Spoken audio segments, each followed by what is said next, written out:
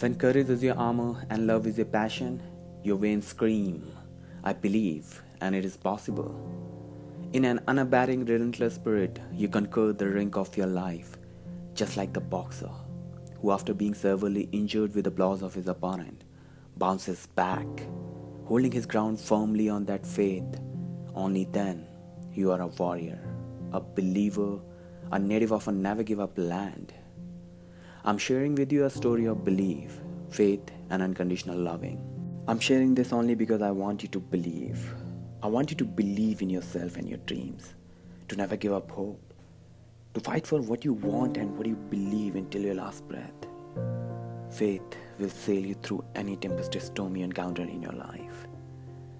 So I'm sharing a true tale of my hero, my companion, my pet, Max. He showed me the exceptional courage and the will which will always remain the most inspiring moment of my life. So there was a time when my pet Max suffered a neurological disorder, which was affecting his body movement. He was paralyzed. Doctor gave him 8 weeks to recover with heavy dose of steroids, but alarmed that if he doesn't in that much time, probably he might never. I could not accept that verdict. I started with best of treatments, but their eyes told me no. And some even had the courage to tell me no, maybe never. I can never forget his pain, his yelping and his cries. He was not able to walk, jump or even move. He was numb in his legs, as if all the joys had left him there. His runs had deserted him forever. The helplessness I saw in his eyes, talking sadness to me, the very same helplessness would roll down my cheeks. I would cheer him up and tell him that he will be alright, as I believed, but could not hide behind the windows of the blurry side of Max, just lying numb in movement from the corner of my tearful eyes. Soon the pressure started to take the best of me. I was struggling to make him walk every single day of my life. This constant juggle of my strenuous training for my Olympic dream and Max's illness turned my days and night in frenzy. People around would see me carrying him in my arms and would tell me, "Let him go. You're causing pain to him by keeping him alive." Some doctors even suggested putting him to sleep. Everyone rendered their sympathies and advice, and yet I was told, "He's just a pet. Why you are putting so much of effort over him? Concentrate on your goal, let him go. His situation is now beyond cure." But how could I leave him like that, alone to die? What about his trust in me that I will make him alright? What about his unconditional love for his master, staying up all night, walking the deserted dark road to be with his master, his swinging, swaying rider in my car? So how could I leave him like that, alone to die? Would he have ever? In such sadness, like a brave soldier, he never forgot to wag his tail. His heart was still beating in love. I decided I wouldn't let this break me down or let him surrender to his disease. I suddenly turned a deaf ear to all the non-believers. I believed and I had faith. I saw my Max walk, I saw my Max run.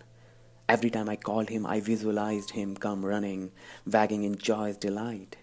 But right now, every time I told him, "Max, come on, get up, you can do it," he would take my command to heart but grumble in his efforts.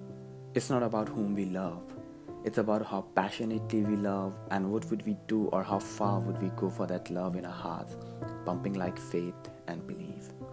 And Max was and is my family. His love, his affection and his complete trust in me gave me all the strength to carry on.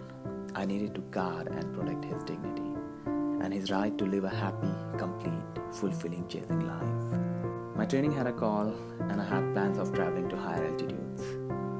I was seeking a ground, a place where silence could come about through my determination, where there was freedom from conflicts of naysayers and the negative thinking. Only complete silence can bring about a total revolution of physique. But I decided not to travel alone. I just didn't want to leave him behind in that condition, though it was a tough call as driving with him to such height and altitude was a challenge. I strongly believe that if we love someone, we never leave them behind. We forever carry them in our being, our heart and our soul, in our love. I decided to take Max with me and away from all the non-believers, away from doubtful minds, shallow, empty talks, and those resentful eyes looking at him as a burden. so I packed for him too. I set out on my journey of belief, faith, and trust, with a prayer on my lips and a smile in my heart. When I set my hands on the steering wheel, that wasn't my car I was driving. I was driving my force, my will, my courage, seated on the seats of faith and God's grace. The long drive and the broken roads with twists and turns, just like life at times. The landslides, like obstacles we face. But crossing those gave me enormous might, and Max on the rear seat as my companion. It was like a great adventure on a roller coaster, a journey of belief and my path of love. And that's what my purpose of living is. I drove and I drove. Soon the dark clouds of anxiousness started disappearing. The path seemed smoother. The sky was so beautifully blue, clear, spread in its vastness like my clear mind. I had reached the highest village in this world, and probably the highest awakening of sorts in my being, where I had my determination as my backpack, and my faith, my companion, my Max in my arms. Soon thereafter, I started my training and my walks and routine with Max. I took him everywhere with me, to the highest peaks, the restaurants, outer steps of monastery, and mostly everywhere, even to the highest post office of this world. He seemed to understand everything. We got into the routine. He made a lot of friends there. Even children from the neighborhood would come and play with him. They would all talk to him sweetly and ask me questions like, why doesn't he walk? Why do I always carry him in my arms? Many a time their innocent questions would give tears in my eyes. But I always told them, he will soon. Every day we would have our interactive session of motivation. At times I would coax him gently, lure him to get up and walk. Sometimes commandingly I would say, get up Max, let's go. Hoping every time that yes, this time he will get up and walk. But I knew in my heart that the moment I had been waiting for was not far. And there I was right. After over 15 days of stay in the mountains, one day after I was back from my training and I opened the door calling Max, I was completely stunned. For the first time I saw Max standing on his all fours. Max welcomed me standing on his legs. Unbelievable was the sight. Like a new dawn after the darkest night of long wait. Like a first ray of hope in sheer delight. I saw it happening. That day was our first step to victory. I bowed in my gratitude, and my belief, my faith, my hopes touched the high skies. Max was barking and expressing his glorious achievement and wagging his tail. He told me that he can, and I told him, yes, you can, my brave heart. Though that moment was short-lived, as after a few minutes he again surrendered to the numbness. But that day I was so proud. I closed my eyes and hugged him deeply and told him, my boy, soon you will. That was our bonding and mutual trust which we had on each other. I guess we all need to hear that, yes, we can. No words of discouragement, no negative talks. Here, no one doubted or questioned his ability or disability. He received unconditional love, care, and trust. Yes, he was recovering. He was pushing boundaries to live. 10th of July 2015 will always be my most inspiring and memorable day. I had just finished my breakfast after my training, and it was time to take Max for a walk. Usually I always carried him in my arms and then gently made him sit on a soft grass. I witnessed a miracle that day. After a little rest and my usual commands to Max, I was relaxed and generally looking around. I witnessed a brave commando as if rising from a slumber, walking, taking those haggard steps, but with his strength of might and his commitment of life. His steps were wavering but were full of courage, valor and grit. That was my Max. His walk that day was my belief and his courage. Yes, I witnessed belief, hope, faith and blessings from God walking. Max took his steps and he walked a few. He fell down, but I felt elated. He walked. Exuberance rushed in my being. It was like a euphoria in motion, like a music. I couldn't stop the tears of happiness and immense pride.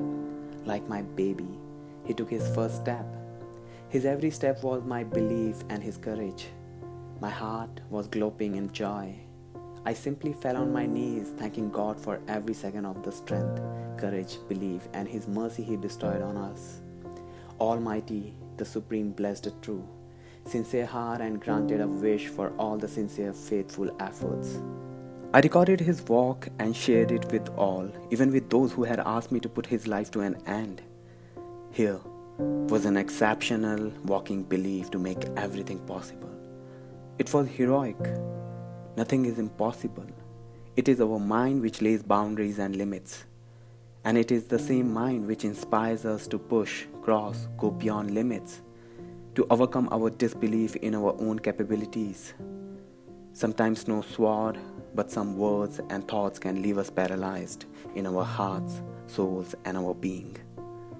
So remember, to be defeated by one's own fearful mind is the biggest defeat. Brave is the one who masters his mind to be focused and disciplined. Brave is the one whose strength is the belief in power of prayers, whose shining armor in his faith. My Max gave me my biggest reward, that unbreakable, unshakable faith. To be a warrior in your soul, believe. Believe in the power of prayers. Believe in your dreams. Believe in your strengths. Belong and conquer your quest. Where one falters, fails, falls, but never gives up, only to rise, run, and race. Sometimes I think, what if I had given up? What if I had no belief? Well, I know for sure now. Unbreakable belief and unshakable faith are triumphant.